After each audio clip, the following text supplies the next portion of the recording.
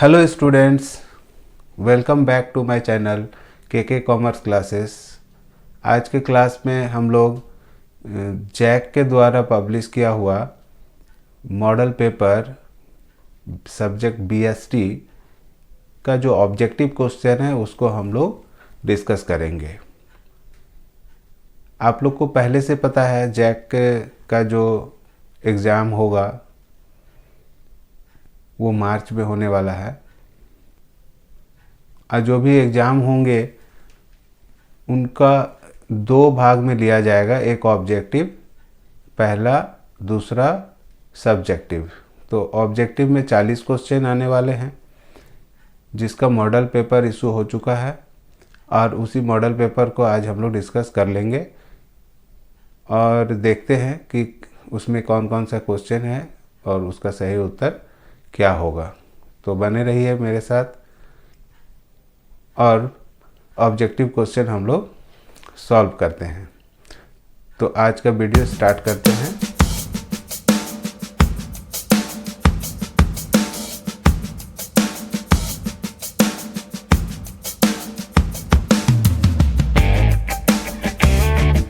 तो बीएसटी का पहला क्वेश्चन है, व्यवसाय को प्रभावित करने वाले घटकों को सम्मिलित रूप से कहा जाता है। ठीक है, 4 ऑप्शन है, व्यावसायिक वातावरण, नियोजन, व्यावसायिक उपभोक्ता। तो 4 A B C D 4 option में से इसका सही उत्तर होगा व्यावसायिक वातावरण। व्यवसाय को प्रभावित करती है व्यावसायिक का वातावरण। कैसे? अगर बिजनेस हम लोग करते हैं तो एक बिजनेस एनवायरनमेंट हम लोग को मिलता है जहाँ पर हम लोग व्यापार करते हैं। तो बिजनेस एनवायरनमेंट हम लोग के लिए फेवरेबल कब होगा? जब हम लोग का मार्केट में डिमांड सप्लाई सब इक्विलिब्रियम पोजीशन में रहता है। तो ऐसा वातावरण क्रिएट होता है, ऐसा वातावरण होता है वहाँ ना जब मांग ज़्यादा होता है ना सप्लाई ज़्यादा होता है, जिसके कारण क्या होता है कि हम लोग को बिजनेस करने का सबसे बढ़िया जो सिचुएशन होता है वो व्यावसायिक वातावरण में ही मिलता है। तो इसका आंसर होगा 1 का A।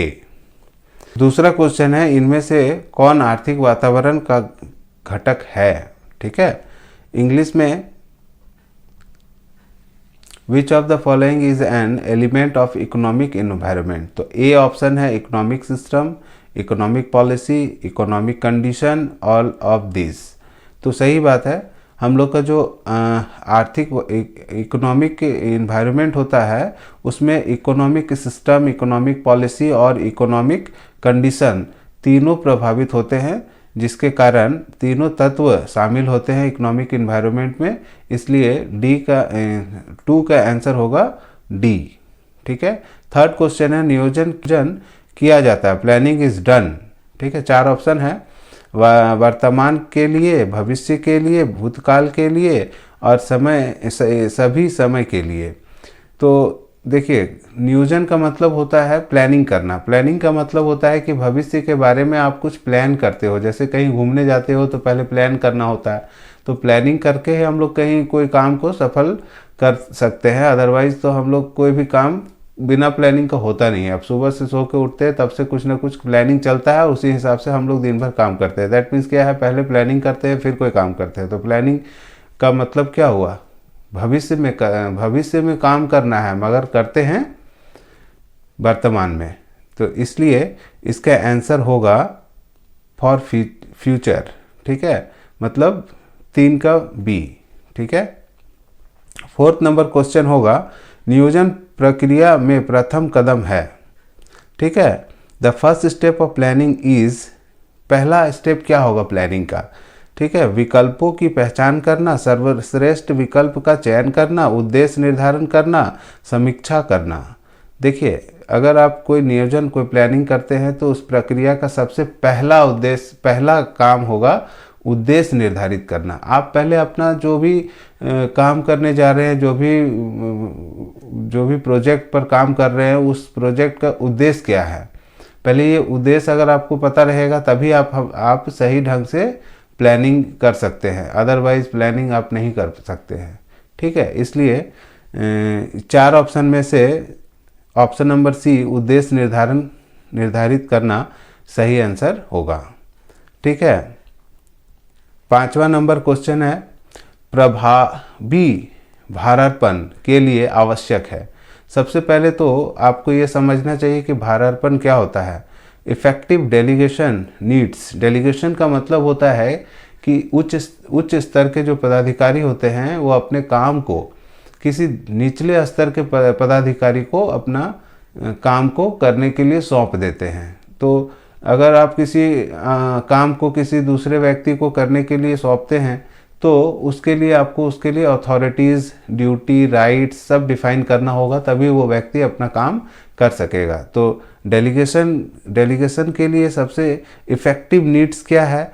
डेलीगेशन के लिए सबसे इफ़ेक्टिव नीड्स है समर्पण की सुविधा, सहयोग तथा समन्वय, अधिकारों का स्पष्टीकरण, ये सभी चीज़ों की ज़रूरत पड़ेगा आपको भारार्पण करने के लिए, डेलीगेशन करने के लिए। ठीक है, तो 5वां नंबर का आंसर होगा डी। ठीक है, तो 6ठा क्वेश्चन है, मुद्रा बाजार व्यवहार करता है। मुद्रा बाजार व्यवहार करता है, इंग्लिश में क्वेश्चन है, मनी मार्केट डील्स इन। देखिए मनी मार्केट क्या है? फाइनेंस मार्केट का एक भाग है मनी मार्केट। जो मनी मार्केट और कैपिटल मार्केट दो भाग में बटा हुआ है। मनी मार्केट में हम लोग शॉर्ट टर्म इन्वेस्टमेंट करते हैं, शॉर्ट टर्म के लिए लोन मिलता है हम लोग को, और हम लोग अगर इन्वेस्ट भी करते हैं तो शॉर्ट टर्म पीरियड के लिए तो मनी मार्केट में ही इन्वेस्ट करते हैं। तो 4 ऑप्शन में से पहला ऑप्शन अल्पकालीन कोष में कारोबार होता है मनी मार्केट में, इसलिए 6 का आंसर होगा ए। ओके, तो 7वां नंबर क्वेश्चन है, प्रबंध का सार है। ठीक है, समन्वय, संगठन, नियुक्तिकरण और नियंत्रण। तो समन्वय का सार है, मतलब प्रबंध का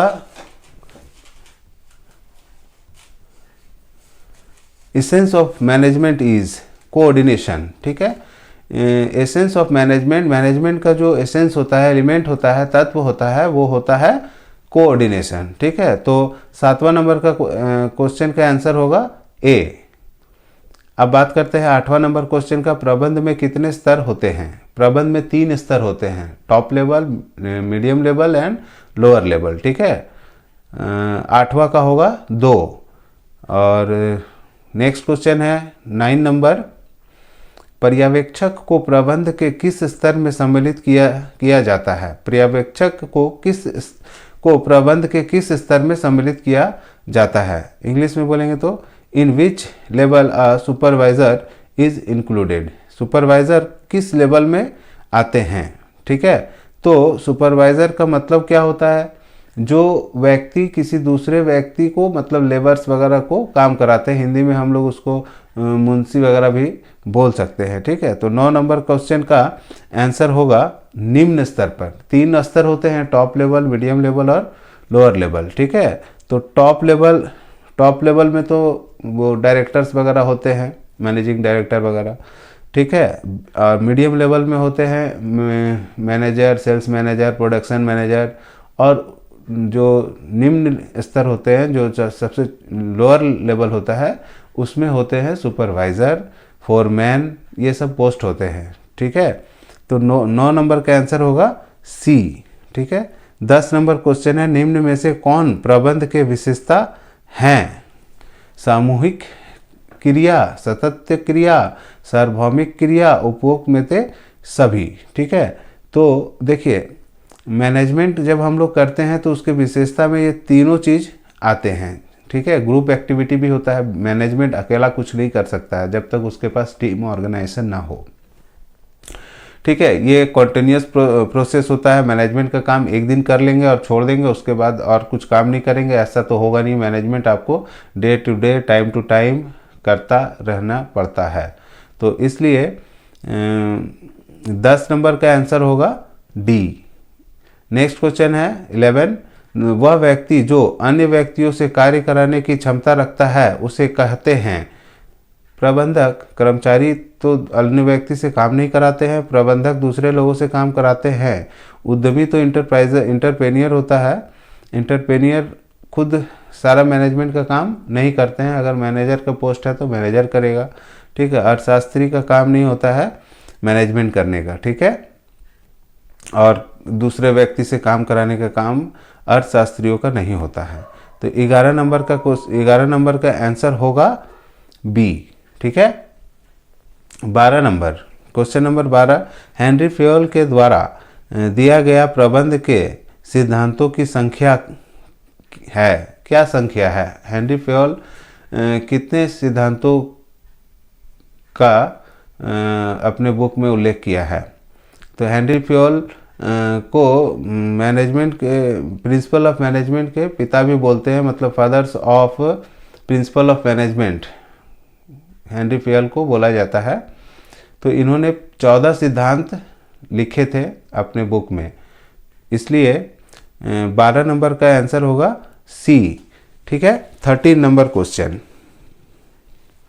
13 नंबर क्वेश्चन, हेनरी फ्योल को किस सिद्धांत के अनुसार एक अधीनस्थ को एक ही अधिकार से आदेश प्राप्त होना चाहिए? According to which principle of Henry Fayol a subordinate should get orders from only one superior, only one superior? इनका जो सिद्धांत था 14 सिद्धांत प्रिंसिपल ऑफ मैनेजमेंट का, उसमें से एक सिद्धांत है यूनिटी ऑफ कमांड, ठीक है। उसके अनुसार किसी भी कर्मचारी को, किसी भी एम्प्लॉय को, जो सुपीरियर पर्सन जो होते हैं, कर्मचारी के जो ऊपर पोस्ट में लोग होते हैं, जो डिजिग्नेशन होते हैं, जो ऊंचा पोस्ट में होते हैं, तो हेनरी फ्योल के अनुसार एक सिद्धांत है कि यूनिटी ऑफ कमांड, मतलब कर्मचारी को एक व्यक्ति ही कमांड करे, ठीक है। इसको आप ऐसे समझ लीजिए कि कर्मचारी अपना टाइम से 10 बजे ऑफिस पहुंच गया, उसमें से सेल्स मैनेजर उसको कुछ टास्क दिया कि आपको इतना सामान बेच के आना है, ठीक है, दिन भर में आप इतना टारगेट है कि 10,000 का सामान बेच के आना है। थोड़े देर बाद एक दूसरा ऑफिसर उसको मिल गया और वो कमांड दे दिया कि आप एक काम करो, प्रोडक्शन जहाँ हो रहा फैक्ट्री में, आप वहाँ जाके फोरमैन का काम करो, लेबर लोग को देखिए कि काम कर रहा है या नहीं कर रहा है। तो ये सिद्धांत के अनुसार, यूनिटी ऑफ कमांड के अनुसार, आप किसी व्यक्ति को जो काम करने के लिए ऑर्डर देंगे वो किसी एक व्यक्ति द्वारा ही दिया जाना चाहिए, ठीक है। ऐसे तो ऑफिस में बहुत सारे बड़े बड़े पोस्ट होते हैं और सभी व्यक्ति एक आदमी को अलग अलग काम देकर काम करने के लिए बोला जाएगा तो वो व्यक्ति फर्म छोड़ के भाग जाएगा, ठीक है। तो ये सिद्धांत के अनुसार क्या है कि आप किसी भी व्यक्ति को काम कराइए मगर कमांड एक आदमी दीजिए, हर एक आदमी उसको ऑर्डर मत दीजिए, ठीक है। तो क्वेश्चन नंबर 13 का आंसर होगा ए। 14 वैज्ञानिक प्रबंध में विश्लेषण है, analysis in scientific management is कितना % होगा, ठीक है। तो देखिए, टेलर का कहना था कि जो भी हम लोग साइंटिफिक मैनेजमेंट करते हैं तो साइंटिफिक वे से हम लोग 75% ही काम कर सकते हैं, बाकी 25% स्किल पर डिपेंड करता है कि आपको काम कराने का कितना स्किल्ड है, ठीक है। तो वैज्ञानिक प्रबंध के विश्लेषण है 75%, इसका आंसर होगा, ठीक है। Analysis in scientific management is 75%। आप किसी भी फर्म का मैनेजमेंट अगर आप कर रहे हैं, किसी भी प्रोजेक्ट का मैनेजमेंट आप कर रहे हैं, तो आप साइंटिफिक वे से 75% ही मैनेज कर सकते हैं। बाकी आपके अंदर जो 25% मैनेजमेंट का काम बाकी है वो आपके ऊपर डिपेंड करता है कि आपके अंदर कितना स्किल्ड है और आप कैसे काम करवाते हैं, ठीक है। तो 14 नंबर का क्वेश्चन का आंसर होगा सी। 15 नंबर क्वेश्चन है, वैज्ञानिक प्रबंध के जनक हैं, वैज्ञानिक प्रबंध के जनक कौन है? वैज्ञानिक प्रबंध के जनक है F.W. टेलर, ठीक है। The father of scientific management is F.W. Taylor है। हेनरी फ्योल का जन्म हुआ था, हेनरी फ्योल का जन्म हुआ था, Henri Fayol was born in, कहाँ जन्म हुआ था? इनका जन्म फ्रांस में हुआ था, ओके। 16 नंबर का क्वेश्चन होगा बी, इनका जन्म कहाँ होगा? फ्रांस में। क्वेश्चन नंबर 17 प्रवाह होता है, निर्देशन का प्रवाह होता है, मतलब जो फ्लो ऑफ डायरेक्शन जो होता है, डायरेक्शन वो कैसे होता है, कैसे फ्लो करता है, कैसे डायरेक्शन होता है। ठीक है, तो ऑप्शन देखिए, ऊपर से ऊपर की ओर, नीचे की ओर, समतल स्तर पर, और इनमें से कोई नहीं। तो देखिए, जब कोई डायरेक्शन हम लोग देते हैं तो ज़रूर कोई ऑफिसर डायरेक्शन देगा अपने निचले स्तर के कर्मचारी को। ओके, तो इसका आंसर होगा नीचे की ओर। कोई ऑफिसर अपने बड़ा ऑफिसर को, मतलब कोई ऑफिसर अपने बॉस को निर्देश नहीं दे सकता है, डायरेक्शन नहीं दे सकता है। ठीक है, तो वो डायरेक्शन किसको देगा? अपने सबऑर्डिनेट को, मतलब जो अपने निचले स्तर के कर्मचारी है उनको। तो 17 नंबर का आंसर होगा बी। 18 नंबर क्वेश्चन, कर्मचारियों के विकास में सम्मिलित हैं। ठीक है, 4 ऑप्शन है, पदोन्नति, स्थानांतरण, प्रशिक्षण, यह सभी। ठीक है, किसी कर्मचारी का विकास करना है तो उसको सबसे ज़्यादा इम्पोर्टेंट है प्रशिक्षण देना, ट्रेनिंग देना। जब वो ट्रेनिंग ले लेता है तो उसका काम करने का जो एफिशिएंसी है वो बढ़ जाता है, और जिसके कारण वो ज़्यादा अच्छा काम करेगा तो प्रमोशन भी मिल सकता है। तो सबसे ज़्यादा इम्पोर्टेंट क्या है? ट्रेनिंग कराना। ठीक है, तो 18 का सी होगा आंसर, सी। 18 का सी, प्रशिक्षण देना या ट्रेनिंग देना आंसर होगा। नेक्स्ट क्वेश्चन है 19, जनरल एंड इंडस्ट्रियल मैनेजमेंट नामक पुस्तक की रचना किसने की थी? जनरल एंड इंडस्ट्रियल मैनेजमेंट नामक पुस्तक की रचना किसने की थी? देखिए, एक बुक है जो लिखा गया था हेनरी फ्योल के माध्यम से। ठीक है, तो 19 का आंसर होगा हेनरी फ्योल। ठीक है, हेनरी फ्योल ने जनरल एंड इंडस्ट्रियल मैनेजमेंट नामक बुक का रचना किया था। ठीक है, अब नेक्स्ट क्वेश्चन है 20 नंबर क्वेश्चन, निर्देशन के तत्व हैं। निर्देशन के तत्व हैं, elements of direction are supervision, leadership, motivation, all of this. देखिए, किसी भी फर्म में जो डायरेक्शन देते हैं, ठीक है, तो डायरेक्शन मतलब निर्देशन देते हैं, तो उसके अंदर किन किन तत्वों का होना आवश्यक है। ठीक है, तो डायरेक्शन के लिए सुपरविज़न भी होना आवश्यक है, लीडरशिप के भी गुण होना चाहिए, और मोटिवेशन करने का भी पावर होना चाहिए। तो डी का आंसर होगा all of them. 20 number question है, निर्देशन के तत्व हैं। ठीक है, निर्देशन मतलब डायरेक्शन होता है।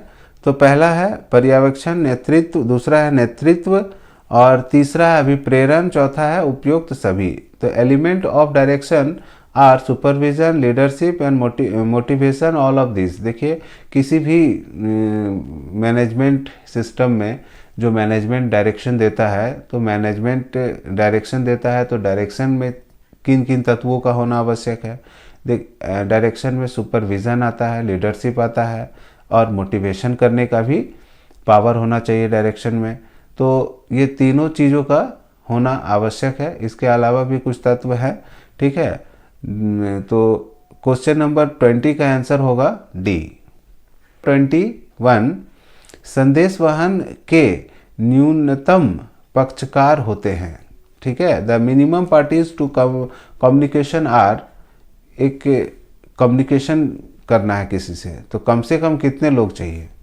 देखिए, एक आदमी अगर किसी दूसरे व्यक्ति से बात करेगा तो इसी को कम्युनिकेशन करना बोलते हैं, एक दूसरे से कम्युनिकेट करना बोलते हैं। तो मिनिमम 2 आदमी जब तक नहीं होंगे तब तक कम्युनिकेशन नहीं हो पाएगा। जैसे अभी हम आपसे कम्युनिकेट कर रहे हैं, तो हम एक व्यक्ति है और दूसरा व्यक्ति जो ये वीडियो को देख रहा है वो दूसरा व्यक्ति है, तो दोनों के बीच में कम्युनिकेशन हो रहा है, जिसके कारण हम बोल सकते हैं कि 2 व्यक्तियों की कम से कम रिक्वायरमेंट होती है, तभी जाके हम लोग किसी कम्युनिकेशन को पूरा कर सकते हैं। ठीक है, तो 21 का आंसर होगा बी।